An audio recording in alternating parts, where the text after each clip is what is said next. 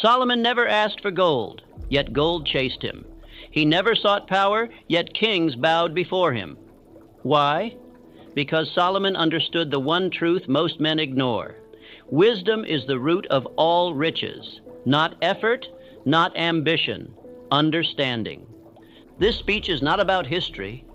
It is about you and the questions you've been unable to answer. Why do you still feel lost, though you work harder than ever? Why does your life lack direction, though you chase every goal?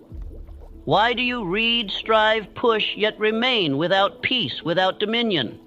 Because you have pursued what Solomon refused. You have sought results without law. You have chased success without understanding the structure that sustains it. In the next hour, I will hand you the principles that made Solomon the wisest man to ever live. You will learn how to govern your thoughts, how to build wealth without worshiping it, how to hear the voice of truth in silence, and how to become the kind of man God Himself would trust with abundance. If you are ready, let us begin. Introduction: The Secret Wisdom of King Solomon. You are about to unlock the spiritual logic behind one of the wisest men who ever walked this earth, not because he conquered lands or built empires by blood, but because he understood law. I speak not of modern law. I speak of the law behind all things, the law that governs power, gold, peace, and purpose. The law Solomon mastered. Most men today want gold, but few are willing to become gold. They want the palace, but neglect the cornerstone. Solomon asked not for gold, but for understanding, and the heavens answered. What he received, dominion, wealth, peace, and mastery, did not arrive by chance, war, or inheritance.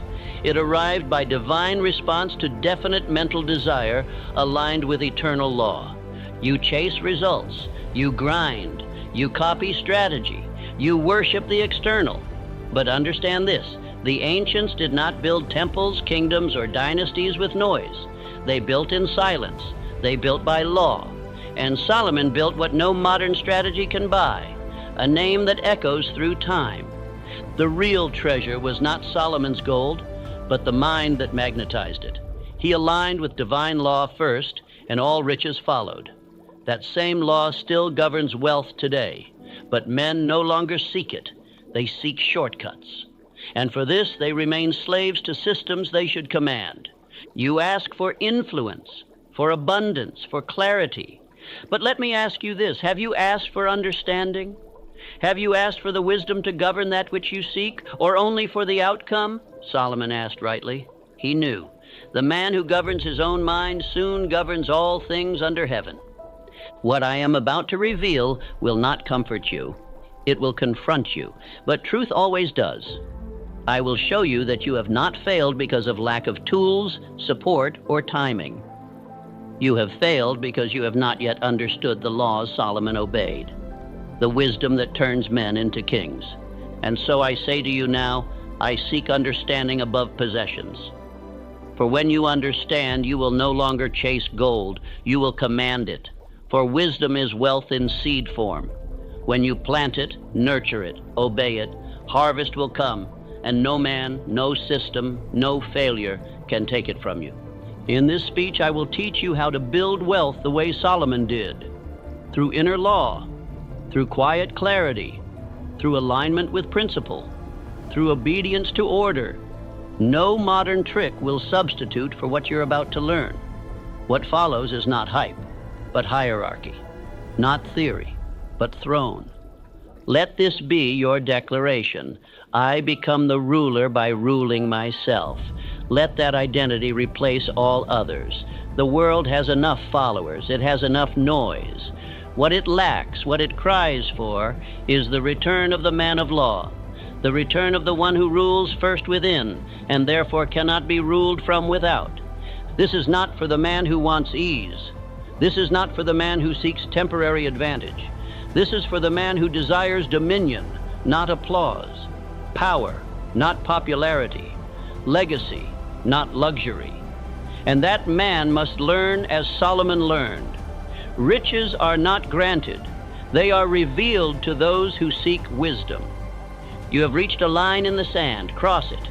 From this moment forward, speak no longer of your poverty. Speak no longer of what you lack. Begin to speak of understanding. Begin to speak of inner rule. Begin to move not by emotion, but by divine direction. Let Solomon's path become yours. I will walk you through the laws that created his empire. I will break down the order that secured his reign. And if you listen, not just with your ears, but with your soul, you will become as he became, the man who receives what others chase, the one who is trusted with what others misuse. The hour is now. Begin. Part 1. True wealth begins with understanding, not money. Solomon did not begin his reign with ambition for riches. He began it with reverence, with a question asked not by the greedy, but by the wise. Grant me an understanding heart. And because his desire aligned with eternal law, riches followed without him asking. Understanding was the magnet. Wealth was the result. The modern man reverses this law. He prays for the gold, not the mind to hold it. He begs for results, not for the wisdom that commands results. And so he remains a beggar, outside the gate of his own kingdom. What you pursue reveals what you worship, and what you worship determines what you become. Men fail not for lack of opportunity, but for lack of inner clarity. They ask, how do I get more? But never ask, how do I become more? Solomon knew the latter was the path. He became the man who could handle what others ruin. And because of that, what others chased him. Do not be fooled by noise. Do not be seduced by urgency. Most riches today are gained by force and lost by foolishness. But riches gained by understanding last for generations. Solomon's legacy was not in coins, but in the structure of his thinking. And so must yours be. Let this now become your inner creed. I do not chase riches. I command them by wisdom. For what you chase, you admit you do not control. But what you command by law, by principle, by order, it comes as servant, not as master. Gold must never be the goal. It must always be the result. Andrew Carnegie, too, followed this pattern. He did not surround himself with entertainers or flatterers. He surrounded himself with thinkers, men who could reason, calculate, and see what others missed. His wealth was a byproduct of his ability to think in long-term law. That is why it endured. The world honors the man of thought, not noise. It follows the one who speaks slowly, but acts decisively. Solomon ruled without raising his voice. His greatest victories were not on battlefields, but in courtrooms, in moments of judgment where understanding became sword and shield. He won by mind. You are to stop asking, how do I earn more? And begin asking, how do I understand better? You are not here to become a worker. You are here to become a wise man. One wise decision is worth more than 1,000 days of labor. For wisdom buys what sweat alone never can. Every day you must ask yourself, do I understand the laws behind what I'm doing?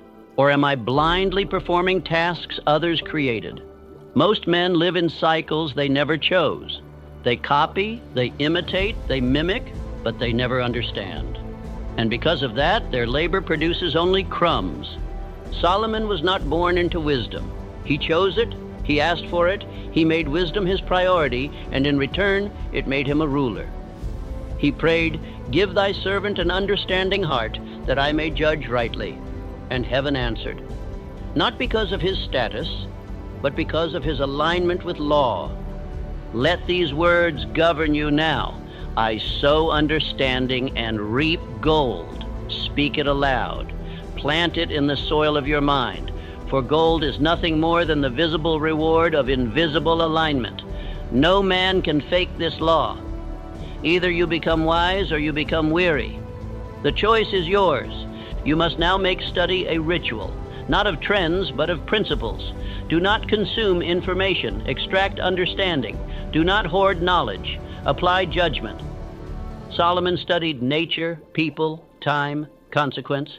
He saw through the surface of things, and for this, his words were law in his land. The fool memorizes quotes. The wise man lives the meaning behind them. The fool rushes into markets. The wise man waits, watches, judges, and moves once with full authority. Understanding gives you leverage. One accurate move from a wise mind breaks 1,000 frantic motions from a confused one. You must now clear space for study. Build a law of reflection into your daily rhythm. As Solomon wrote Proverbs, so must you write your observations. What did you see today? What patterns repeated? What words led to gain? What actions led to loss? The man who studies his own life masters it. Solomon was a recorder, a teacher, a philosopher king. He did not simply live, he learned from living.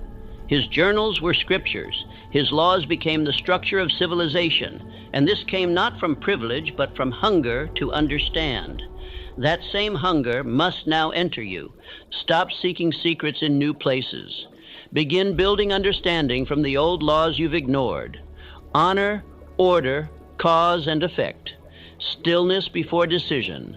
Purpose before motion. When you see clearly, you build permanently. That is what the wise man knows. That is what the rich man forgets. Let this final creed settle deep in your being.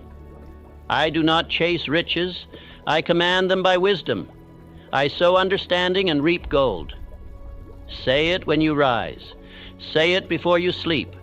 Say it until your bones believe it, and then act accordingly. Solomon became the wisest man on earth, not because he was born favored, but because he chose understanding over all else. Your wealth will follow suit. Part 2. The wise man governs his thoughts before his kingdom. Solomon declared, "As a man thinketh in his heart, so is he." That verse is not poetry, it is law. A man's outer kingdom rises or collapses based on the state of his inner court. Thoughts are not idle, they are architects. And the man who fails to govern them will build a palace of sand. You cannot master land, wealth, relationships, or business if you cannot first master your reactions, your focus, your inner speech. The mind is either throne or battlefield. Solomon did not rise because of inheritance. He rose because he ruled within first. Peace on the outside began with order within. Men today are frantic. They want to control everything outside. People, politics, profits. But ask them, can you still your mind for 1 hour? Can you hold a vision in silence? Can you command your thoughts like soldiers? Most cannot, and that is why they fail. Power begins with thought governance. Solomon judged entire nations from the stillness of his inner wisdom. He could listen to 2 mothers argue over a child, and in a moment deliver a verdict that ended all doubt. That clarity did not come from charisma. It came from mastery of inner law. He had trained his thoughts into servants. Look at your own thoughts. Are they lifting you or draining you? Do they serve you or sabotage you? Every fear, every delay, every doubt is a reflection of an untrained mental parliament. The king must sit on the throne or the voices of chaos will reign. That king must be you. Henry Ford was not the most educated man, but he mastered focus. He trained his mind to stay on one idea until results obeyed. He made time for solitude. He walked silently with questions and returned with answers. This is what separates the leader from the laborer, a governed mind. Do not envy the man who appears successful if he is not at peace within. His gold will rot in his hand. His house will feel like a cage, because no external fortune can outshine the torment of an ungoverned inner world. Solomon's kingdom was great because his mind was first submitted to law.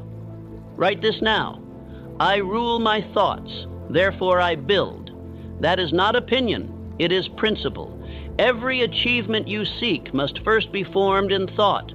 Thought held in clarity, thought fueled by faith, thought refined by silence, until it becomes command, and command becomes manifestation. You must set law in your thinking. Wake up and decide, what thoughts do I allow? What doubts must be silenced? What affirmations must I repeat until they command obedience? A castle without guard falls. So does a mind without watchmen. Place guards at the gates of your attention. Let your creed be this: my outer world is the reflection of my inner law, and let your actions prove it. Begin each day in silence. Do not touch the world until you have spoken law into your thoughts. Speak your aim aloud. Replace complaint with command. Replace anxiety with order. Solomon sat on a throne, but his real power was invisible. It was in the rhythm of his heart, the structure of his values, the clarity of his attention. You must now build this same throne within. Do not wait until the world slows down. Rule now, or drift forever. Men build empires and lose them. They gain fame and fall into ruin. Why? Because they thought money could fix what only mental law could. They thought applause could substitute for inner peace. But Solomon knew all wealth built outside the boundaries of thought governance will destroy the builder. You do not need another plan. You need inner discipline. You need law of thought. You need silence before decisions. You need vision rehearsed until it becomes instinct. That is how kings move. That is how empires rise. The foundation is always unseen, but it determines everything. Write this and repeat it daily. I rule my thoughts, therefore I build. My outer world is the reflection of my inner law. Let these words become your daily anchor. Let them guide your focus, your speech, your actions. The man who does not rule within will be ruled by the world without. Solomon was not a man of haste. He was not swayed by trends. He knew that thought is seed and every spoken word is water. He planted with intention. He spoke with calculation. And his kingdom was the harvest of his inner discipline. So shall yours be. Train yourself today. Guard your inner temple. If a thought does not build you, cast it out. If a word does not align with purpose, silence it. Speak only what strengthens. Think only what commands. Hold only the vision that lifts you. All else is noise. You do not need more energy. You need more governance of the energy you already possess. Stop scattering your attention. Start aiming your focus like a sword. The man who rules 10 thoughts completely will always outbuild the man who entertains 100 without control. Final command: begin each morning by declaring your mental law. Repeat aloud: today I rule my thoughts. Today I hold only what builds. Today I move as Solomon, quiet, firm, aligned. Do this for 90 days. Your mind will shift. Your energy will clarify. Your kingdom will begin. Part 3. Every man must ask for wisdom, like Solomon did before he is trusted with power. The man who seeks power before wisdom is a child playing with fire. He may build for a moment, but the structure will not last. Solomon was offered the chance to ask for anything: riches, enemies defeated, long life. But he asked for discernment. He knew that only wisdom could hold what power attracts. Many today ask for wealth without understanding how to rule it. They cry out for recognition without knowing who they are. They desire influence before they've established order within. And so what they gain quickly, they lose just as fast. For the law is eternal. Power demands structure, and structure demands wisdom. You ask why success delays, why wealth evades you, why opportunity circles but does not land? The answer is not in your circumstances. It is in your preparedness. Divine law does not grant command to the man who has not first proven himself capable of sustaining it without destruction. Look closely. Solomon's request pleased God because it was aligned with spiritual law. He did not ask selfishly. He asked lawfully. He asked for what would make him capable of building without collapsing. That is why God gave him not only wisdom, but everything he could have asked for and more. You must learn to pray, speak, and move like Solomon. Stop asking for more.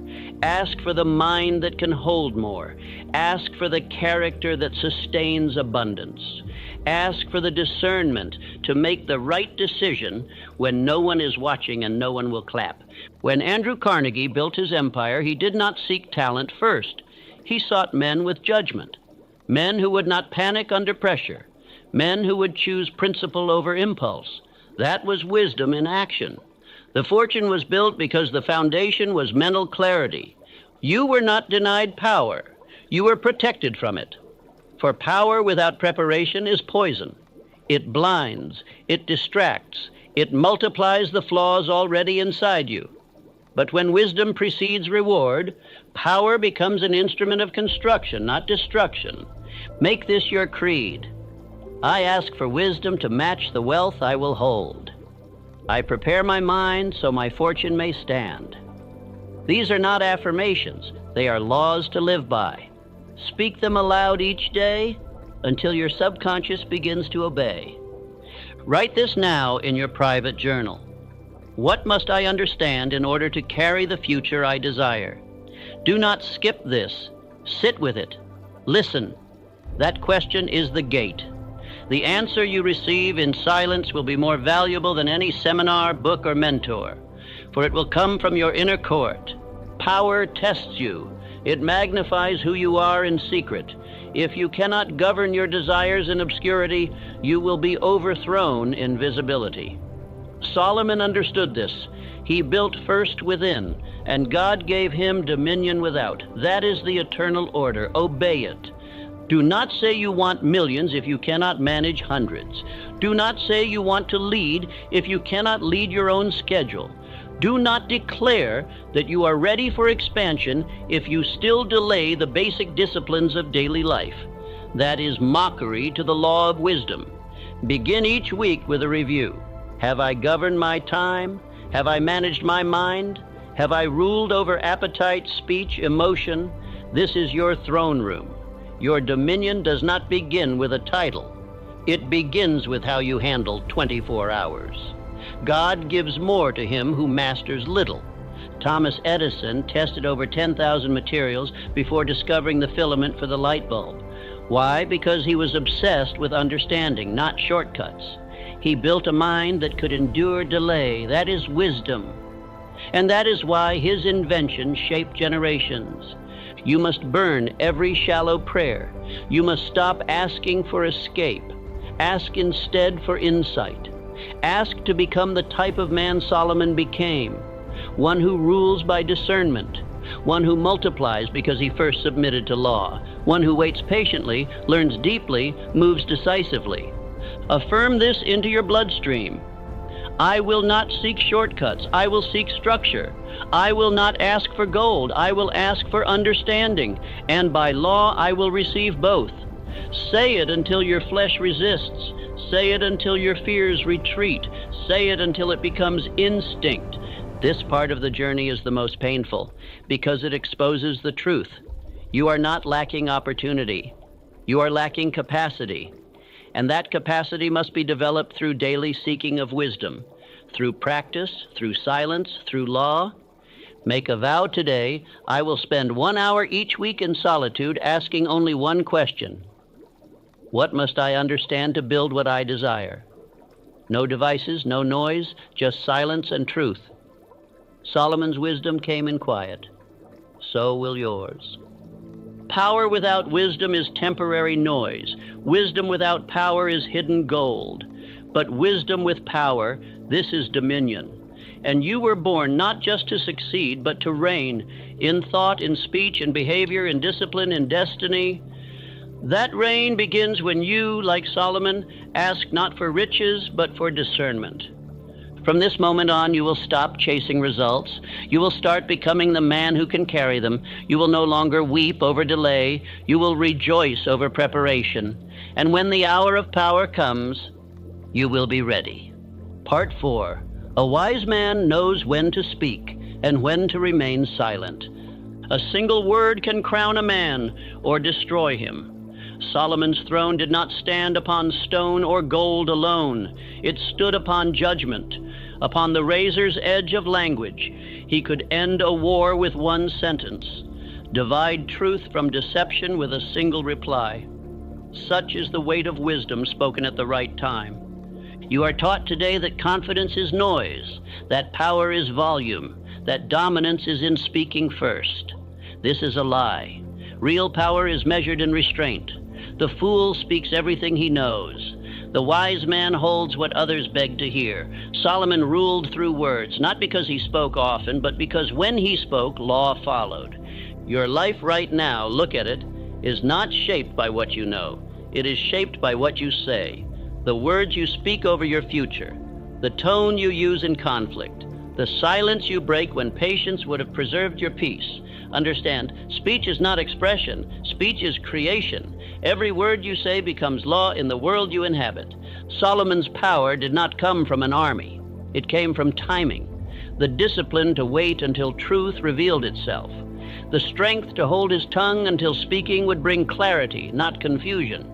This, too, you must master if you would be ruler over your own domain. I will tell you what men do not realize. Most of your battles are lost because you spoke too soon. You negotiated before understanding. You confessed weakness instead of commanding direction. You reacted where you should have remained still. Let that pain instruct you. John D. Rockefeller, one of the greatest empire builders the world has known, was known not for loud speeches, but for measured silence. When competitors panicked, he paused. When rumors swirled, he waited. He once said, "The ability to deal with people is as purchasable a commodity as sugar or coffee." But more powerful than that, he practiced discipline of the tongue. Andrew Carnegie, too, listened more than he spoke. In his mastermind gatherings, he often remained quiet for long stretches, only speaking when his mind had formed something that moved strategy forward. That silence was not passivity. It was the sharpening of internal law. I tell you now, if you want dominion over results, you must first master restraint. The man who cannot control his tongue cannot build anything that lasts. For all things are spoken into form: your health, your relationships, your finances, your purpose. The undisciplined tongue is a destroyer of nations and dreams. You must build a law over your mouth, a code.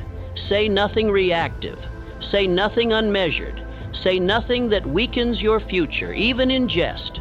Speak with the weight of one who knows that words are weapons. You can use them to destroy, or you can use them to govern. Each morning say aloud, "I speak only when it builds." My words are weapons of order. I govern my tongue. Therefore I command my outcomes. Let this become the commandment of your new self. When you're tempted to speak for validation, pause. When someone wrongs you and you wish to lash out, pause. When you feel uncertain and wish to fill the air with sound, pause. The man who can wait has more power than the man who reacts. Let me show you something else. Words not only govern results, they reveal who you believe you are. When you say, "I can't," or "I hope," or "I wish," you expose your lack of dominion. But when you say, "I will," "I decide," "I commit," you plant the seed of kingship. This is why Solomon's words lasted beyond his lifetime. They were not mere sentences. They were eternal laws clothed in parables. He said, "A gentle answer turns away wrath, but a harsh word stirs up anger." He taught that words must be guided by wisdom, not emotion. Make your home a training ground. Begin speaking with order in small things. Bless your food. Give command to your mornings. Correct your posture with your words. Build your outer world by first mastering the inner rhythm of your tongue. If you are to build an empire, you must build first with silence. Solomon's empire did not begin with a speech. It began with a prayer for wisdom and a silent understanding of law. You, too, must create space for silence. Daily, sit alone, ask nothing, say nothing, listen. There, the seed of power will begin to grow. It is in silence that you understand who you are. It is in restraint that you begin to sense the movements of the higher law. Men who cannot be still are slaves to the world's chaos. But men who master stillness bend the world to their law. Let this part of your transformation be clear. Power does not belong to the loudest, it belongs to the wisest. And wisdom does not cry out in the streets, it whispers in the chamber of the soul. Learn to hear it, learn to speak it, learn to wait until it rises within. Affirm again now, with reverence, I speak only what builds. I rule my world through restraint.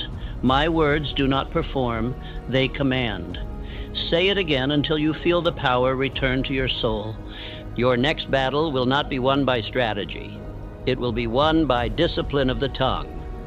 Do not interrupt the wisdom being formed in you by chasing the approval of men. Speak only when the voice within confirms the words are worthy of your future. Let us proceed now to the next part, where we will multiply what you are learning, not alone, but with the right men. For wisdom shared lawfully becomes power multiplied. Part 5. Wisdom multiplies when shared, but only with the prepared. You must understand this next law if you would rise to any station of power. Wisdom does not multiply in noise. It multiplies in order. It multiplies in circles of men who honor law, seek growth, and walk in reverence. Solomon did not share his proverbs with fools. He wrote them for sons, for seekers, for those who feared God and honored discipline. Look around you. Who surrounds your mind? Who hears your ambitions? Who shapes your thinking without speaking a word? If your circle mocks principle, jokes about discipline, fears silence, or chases entertainment, then you are not in a mastermind. You are in a pit. Charles Schwab did not ascend because of charisma or genius. He was surrounded by a circle of principle. He served under Carnegie, one of the most law-abiding minds of his age. Schwab absorbed the order of Carnegie's methods, the vision of his planning, the confidence of his word. He rose because he multiplied wisdom through association. There is no self-made man. There are only self-aligned men who surround themselves with others aligned to the same law. If you want to rise, you must first purge the foolish. You must then assemble the wise. You must build your circle with intention. One man who honors law is worth more than 100 who entertain themselves with mediocrity. Ask yourself now, who are your 5? Name them. Would you entrust your fortune to their hands?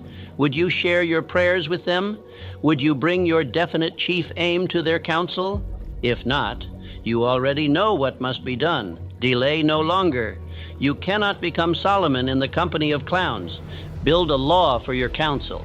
1 meeting per week, 1 hour of silence, 1 principle studied, 1 action agreed upon. This is not a social gathering. This is a sacred meeting of minds. Let each man speak only what strengthens. Let each man be held to his word. Let the standard be high, or let him leave. Solomon wrote, "Iron sharpens iron, so one man sharpens another." This is not poetry. This is spiritual metallurgy. When minds meet in truth, the friction births strength. But if iron strikes wood, both are damaged. Do not bring wisdom to a fool. Do not waste principle on the passive. Understand now, your future does not depend on your effort alone. It depends on your environment of thought. You rise not merely by what you do, but by what those around you allow you to become. If your surroundings weaken your discipline, you will decay no matter how noble your desire. The law is exact. You either build by law or you erode by influence. Ford had Edison, I had Carnegie, Solomon had his scribes, even Jesus had 12 men to whom he revealed deeper truths. This is not tradition, it is structure, and without structure no wisdom multiplies. You may have knowledge, but unless it is shared with the prepared, it dies with you. Do not seek crowds, seek counsels. Do not crave followers, crave builders. Gather those who seek not applause, but application. Your life must become a furnace of principle. Only those who can endure its heat are meant to be near. Repeat this law within yourself. I build a circle of wise men. Power multiplies where wisdom is honored. Say it again. Write it. Speak it to your reflection each morning. This is not a motto, it is a binding agreement between your destiny and your discipline. This is why you must take record. Begin today. Write the names of the men you must release. Write the qualities of the men you must seek. Speak your intention aloud. The universe obeys clarity, not confusion. And now let me warn you. The wrong circle will cost you years. The wrong influence will rob you of your fire. Some men destroy not with fists, but with passivity. Some weaken your aim simply by existing near it without reverence. They drain you with their comfort. They anchor you with their fears. Cut them now. Choose instead those who sharpen your thought, those who ask strong questions, those who move in silence, those who carry their own weight. When 5 men think by law, they build an empire no storm can touch. This part of your life cannot be optional. Build the circle, protect the standard, multiply the wisdom. It is the way of Solomon. It is the way of Schwab. It is the only way a king is ever truly made. Are you ready to continue? In the next part, I will show you why all riches are lost without purpose, how wealth, without a vision to anchor it, will slip through your fingers like dust. Let us now move to Part 6. Part 6, Riches Without Purpose is Poverty in Disguise. Solomon once warned of a man who works, who toils, who gathers wealth by day and night, only to leave it to another, one who did not earn it, one who does not understand its value. Why? Because the first man had no vision behind his labor. He was rich in gold, but bankrupt in aim.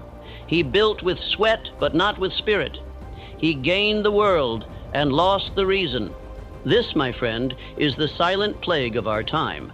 Men chase coins, but forget cause. They build enterprises without a reason deeper than appetite. And though they count money, they cannot measure meaning. Their wealth becomes a curse. Their labor becomes bondage. Because they forgot what Solomon knew, purpose precedes profit. If your riches are not tied to a clear and definite aim, you will either lose them, misuse them, or they will rule you. And when riches rule a man, he becomes a servant in fine garments. You may impress others, but you will remain a stranger to yourself. You may feed your vanity, but you will starve your soul. Henry Ford did not merely build automobiles, he built mobility. He envisioned a world where the common man moved with dignity. His aim was not merely money, it was transformation. That aim directed every factory, every system, every invention, because he saw beyond the coin to the crown it could serve. You must now ask yourself, what is the purpose behind your pursuit? Why do you want riches? To escape pain, to prove something to others, to silence your doubt. None of these are worthy reasons. None of these will hold under pressure, and none of these will attract lasting wealth. Your purpose must be anchored in law, in contribution, in principle. You must want riches not only to live well, but to build well, not to consume, but to construct, not to hide, but to expand. This is what Solomon asked for when he prayed, not for wealth, but for wisdom to govern well. And because his purpose was righteous, riches chased him. Write your purpose now, not tomorrow. Now your mind will not obey aim that remains unspoken. Write your definite chief aim in a sentence that cuts like steel. Let it be so clear, so rooted in truth, that your subconscious cannot ignore it. Then go further. Tie every financial goal you have to this purpose. Do not just want a business that lifts others. Do not just want land that becomes sanctuary. Do not just want money that multiplies the law you believe in. Understand, money is not evil. But money without direction becomes a weapon against the man who holds it. Purpose is the hand that steadies the sword. Without it, you will bleed by your own ambition. And let me speak boldly now. If you are unwilling to write your purpose, to speak it aloud, to repeat it daily, then you do not deserve the riches you claim to want. For riches are servants of the committed, not of the curious. Repeat after me. I do not gather wealth without direction. Purpose is the foundation of my fortune. Let that line be the wall that no lie may pass. Let that law be the compass that no distraction can shake. Each morning, read your aim. Each evening, review your action. Ask, did I move in alignment? Did I advance my purpose? If not, the day is lost, no matter how much you earned. Build rituals around your aim. Let your habits reflect it. Let your speech honor it. Let your circle strengthen it. For the man who lives without aim lives without command, and the man who moves without command becomes the laborer of another man's vision. Solomon taught that to work without purpose is to sow into the wind. You may be busy, but you are not building. You may feel movement, but you will reap dust. Without a purpose, your energy is stolen by every passing desire. With a purpose, every act becomes a brick laid upon destiny. If today you feel lost, confused, scattered, it is not because you lack strength. It is because you lack aim. Aim clarifies. Aim orders. Aim turns fire into light. Do not ask for more motivation. Ask for more alignment. Let me remind you, wealth is not your problem. Direction is. Strategy is not your enemy. Vagueness is. There are millions of men who work hard and still feel hollow because they never answered one sacred question. Why must I build? If your answer does not ignite your spine, it is not yet true. This is the law. Only the man with purpose can carry the weight of power. Riches do not destroy the worthy. They reveal the unprepared. Without aim, gold will rot you. With aim, it will elevate you. So speak it again. I do not gather wealth without direction. Purpose is the foundation of my fortune. Say it until every cell in your body obeys it. Say it until every act you take flows from it. Say it until your entire life becomes a reflection of that inner law. And now, let us continue. In the next part, you will discover how wisdom turns every loss into instruction.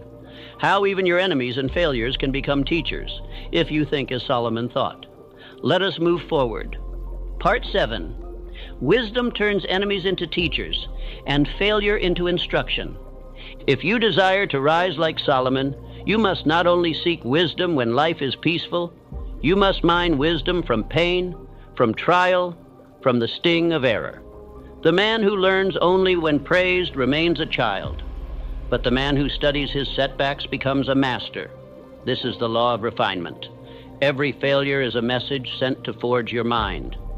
Solomon was not great because he avoided confrontation. He was great because he judged wisely in it. He did not turn from the uncomfortable. He walked into it with discernment. And from this, his name endured. The fool runs from correction. The wise man gathers it as treasure. You must now decide what your failures will mean. Will they become tombstones or blueprints? Will you bury your ambition beneath them or build your next strategy on their message? Most men hide from defeat, but you must become the man who hunts it down and wrings its wisdom dry. Let me tell you about Abraham Lincoln. He failed in business. He lost elections. He suffered depression. He was mocked, opposed, misunderstood. But he recorded his setbacks, studied them, and learned faster than his losses could destroy him. He was not merely resilient, he was intelligent in defeat. He chose wisdom over bitterness. The principle is this: a man who learns faster than he loses cannot be stopped. Let the world swing against you. Let others lie, betray, mock. Let delays fall heavy. But if you transmute each blow into understanding, you will rise with more power than any man who has never struggled. How do you transmute failure into fuel? First, you must record. Keep a book of errors. Write what happened, how it happened, and what thought, belief, or habit made room for it. This is not weakness. This is warfare. You must become the general of your mind, and generals keep records. Second, extract the law. Behind every failure is a broken principle. Ask, what law did I violate? Did I ignore discipline? Did I trust the wrong counsel? Did I speak without aim? Did I drift from my purpose? Find the thread. Cut it from your thinking. Replace it with command. Third, rewrite your behavior immediately. You do not heal by understanding alone. You heal by corrective action. Speak your new command aloud. Link it to your aim. Let each setback become a stone beneath your staircase. There is no shame in falling, only in failing to use the fall. And finally, review weekly. Wisdom must not be remembered. It must be rehearsed. Every 7 days, open your book. Read your lessons. Remind yourself of the laws you've written. Discipline comes not from pain, but from organized response to pain. Say this now and believe it. Failure feeds my wisdom. No enemy can stop a man who learns faster than he loses. These are not soft words. These are the weapons of inner kingship. These are the words Solomon would speak before judgment. These are the words Lincoln lived by when he walked alone. Understand, your enemy is not the man who opposes you. Your enemy is the part of you that still refuses to learn. You are not weak because you struggle. You are weak because you repeat without correction. That ends now. Do not seek revenge. Seek refinement. Do not waste time proving others wrong. Prove your new command right. When a man truly learns from loss, he becomes dangerous. He moves without apology. He speaks without repetition. He acts without hesitation. Even those who hate you become your teachers. Even those who betrayed you become your mirrors. For the wise man says, "You showed me where I was blind, and for that I am now armed." This is not poetic. This is practical power. You must now practice it. Begin today. Write your most recent loss. Write the law you ignored. Write the new law you now live by. Speak it aloud. Repeat it in the morning. Measure your actions against it each night. This is how Solomon thought. This is how Lincoln ruled. This is how you rise. There is no such thing as wasted pain in the life of a wise man. Every scar becomes scripture. Every enemy becomes a sermon. Every delay becomes design, but only if you choose it to be so. Let your mind now agree. Failure feeds my wisdom. I cannot be defeated, only educated. We are now prepared to move to the next law, the next layer of inner kingdom. In the following part, I will show you why discipline without law is fragile, and how every empire, whether of the mind or the marketplace, rises or falls based on its standard. Prepare to rebuild your internal kingdom. Part 8, a kingdom without discipline. Collapses. A mind without law wanders. Solomon's empire was not built on chaos. It was not held together by charisma or force. It was sustained by order, by discipline under divine law. His court did not rule by passion. It ruled by structure. His name did not endure because he was clever. It endured because his life followed an unwavering standard. Understand this principle. Power without law crumbles. Talent without structure rots. Passion without principle betrays itself. Many men have vision. Few build systems to protect that vision. Many begin in fire. Few endure in rhythm. The true king is not he who inspires a crowd. It is he who masters his days. The same is true for your life. Your home is your kingdom. Your calendar is your court. Your morning is your throne. And if you do not govern them, they will betray you. The walls of a kingdom are not built once, they are maintained daily, and every habit is either a brick or a crack. Let me ask you, do you have laws for yourself, or do you move based on how you feel? Do you rise with intention, or delay because the mood isn't right? Do you write your vision daily, or forget it in the fog of your distractions? The man who waits for discipline will never have it. The man who writes his law and lives by it becomes unstoppable. Solomon upheld spiritual and civil order. He judged with clarity. He preserved peace with law. And the same truth applies to you. Without personal discipline, your wealth will fade. Without structure, your creativity will scatter. Without order, your power will leak from every corner of your life. Now observe how Thomas Edison lived. He did not merely experiment, he scheduled invention. His breakthroughs came not in chaos, but in routine. He showed up to his laboratory daily. He slept little but consistently. His assistants worked in shifts. Why? Because he understood. Miracles are born from method. Law in action creates power in output. Andrew Carnegie? He didn't just hire workers, he designed systems. He trained minds. He scaled order. His steel empire wasn't sustained by effort. It was sustained by laws that multiplied value without burning men out. He once said to put all your eggs in one basket and then watch that basket. That is not recklessness. That is law and focus. What does this mean for you? It means that you must stop improvising your greatness. You must stop hoping that motivation will strike. You must build law, daily, sacred, unbreakable law that governs how you speak, how you rise, how you work, how you rest, and how you respond to resistance. Let me give you instruction now. Write these laws down. First, law of rising. What time shall the king wake? This is not up for debate. The throne waits. The world responds to the man who owns the morning. Second, law of direction. Before the sun touches your skin, speak your definite chief aim aloud. Speak it with power. You are not waiting for clarity. You are commanding it. You are not hoping for direction. You are reminding yourself of the path you already chose. Third, law of work. Set your output standard, not effort, execution. How many pages, how many calls, how many solved problems? This is not about busyness. This is about dominion. If you do not measure, you cannot command. Fourth, law of thought. Do not permit every thought to enter your gates. Guard your attention. If the thought breeds fear, starve it. If it breeds confusion, question it. If it contradicts your purpose, replace it.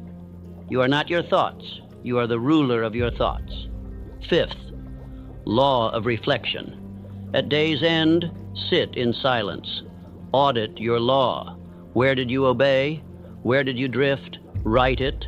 Learn from it. Speak new instruction for tomorrow. A king does not sleep without knowing how he governed. Repeat this now.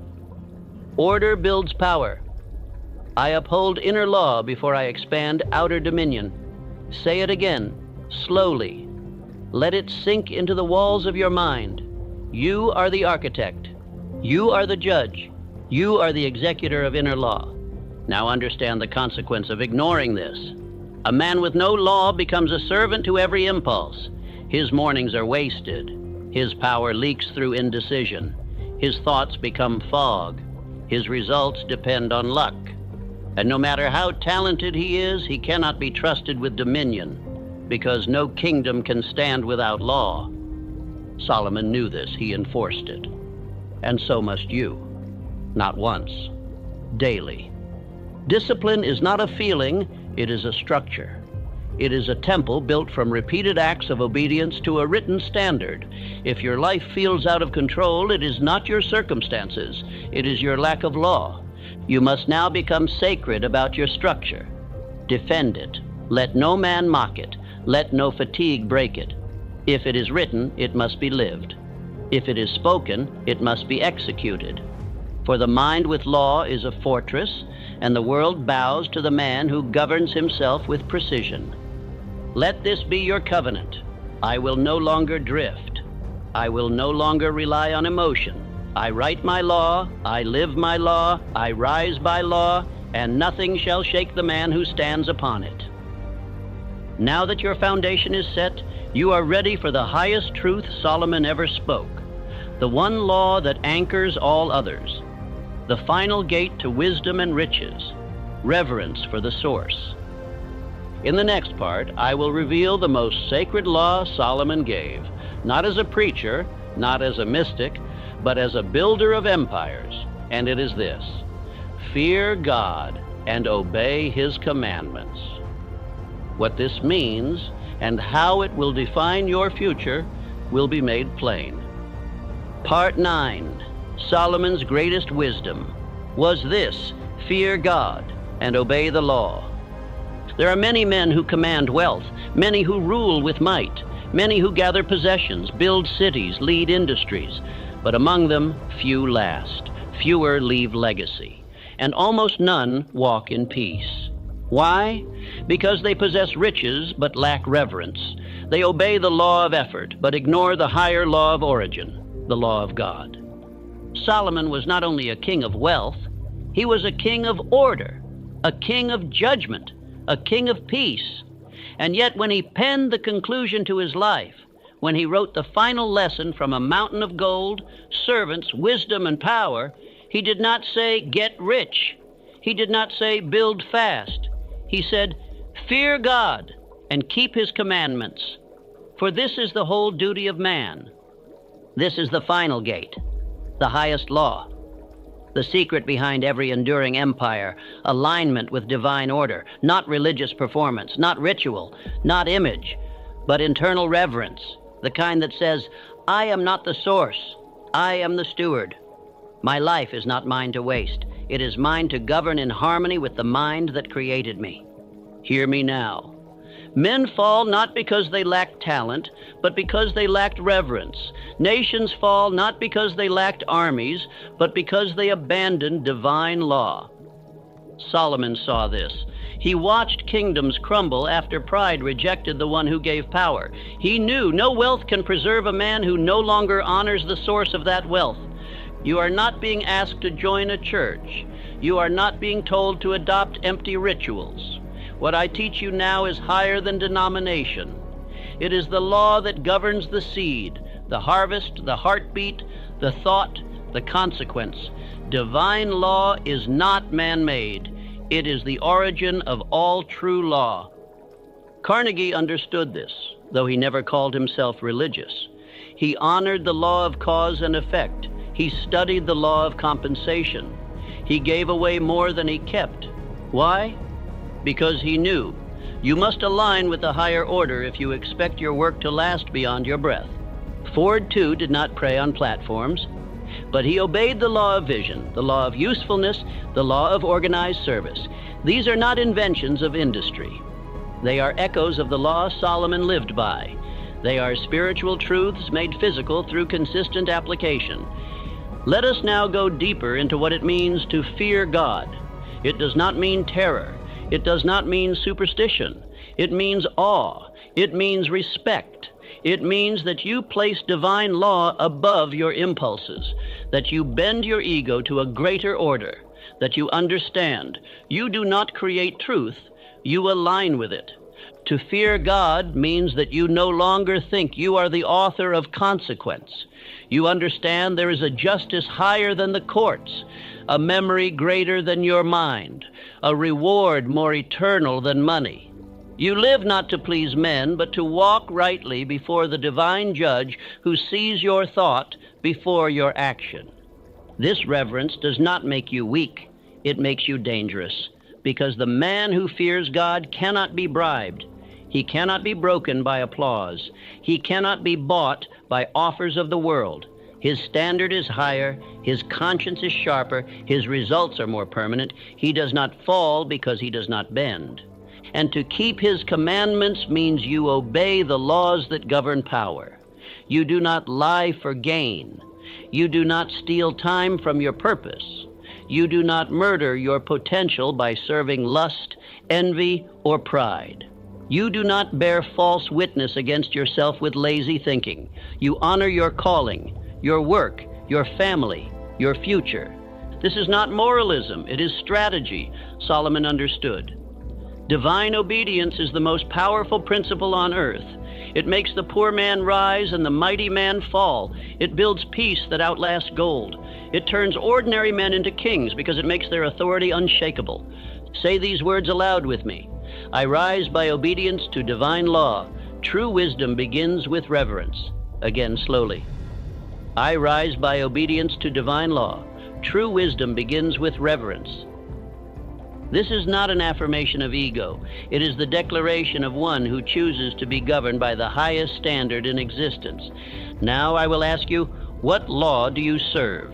Are your days shaped by purpose or convenience? Do you speak what is right or what is popular? Do you honor your conscience or dull it with distraction?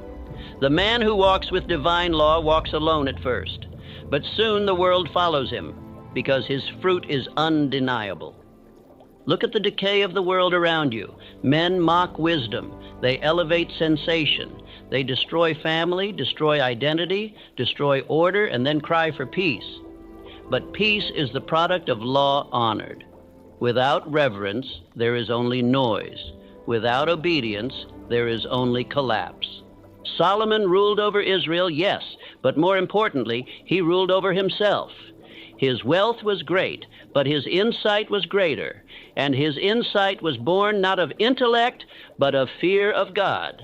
That is the source, that is the law, and it is your key to every power you seek. If you remember nothing else from this entire speech, remember this: the man who aligns with divine order cannot be stopped. Others may rise quicker, others may seem louder, but they fade. You endure, because you are not building with dust. You are building with eternal material. Now write this into your journal. Engrave it on your wall. Speak it every morning before you begin. I live by eternal law. I am governed by the truth that does not change. I obey the wisdom of the source, and therefore I build what cannot be broken.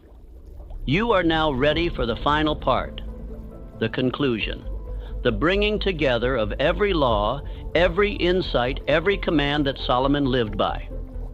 In the final words, I will teach you how to make this wisdom your identity, not just your knowledge.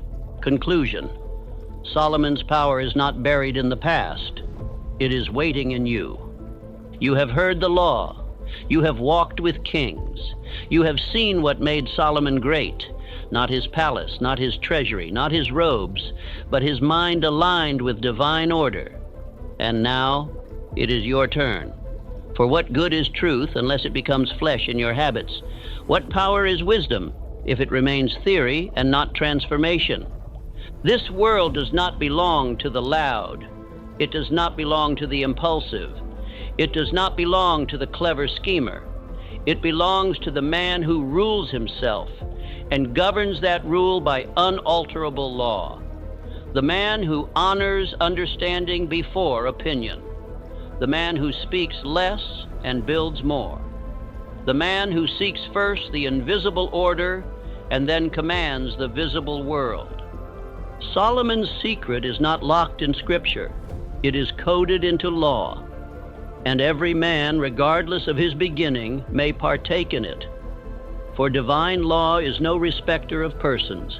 It does not care for your name, your background, your feelings, your titles. It responds only to obedience. And you now hold the principles.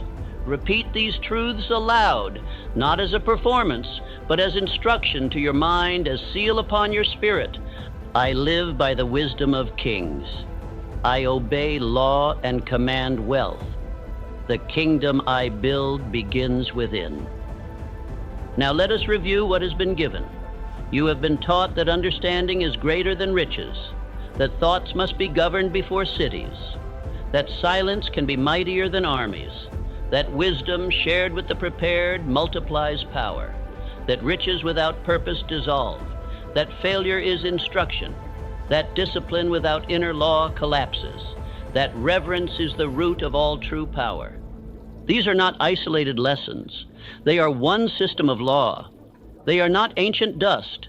They are eternal structure. And that structure waits in you. Yes, you. No matter how lost, how poor, how inconsistent, how doubting you have been, today you begin again not as a beggar for riches, but as a builder of law. And if you ask, where do I begin? I will answer with this. You begin by writing your definite chief aim, your purpose, your throne, your vision, and then you set law around it. Law of waking, law of thought, law of speech, law of decision, law of action. These become your guards. These become your walls. These become your peace. Solomon did not wander into greatness. He built it by law. And now you must too. You must build your aim with understanding. Fortify your thoughts with clarity. Guard your words with intention. Multiply your influence with discipline.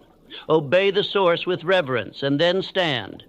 Do not return to the weak self who chased results without structure, who sought applause instead of principle, who drifted because he did not choose law. That man is dead. He served his purpose to show you who you are not. Now you rise. Say it again with breath and boldness. I live by the wisdom of kings. I obey law and command wealth.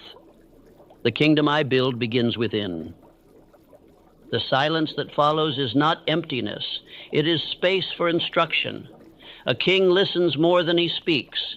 And your next command is not to listen more speeches. It is to write your law, speak it daily, act it hourly, and govern it until the world has no choice but to reflect your inner dominion.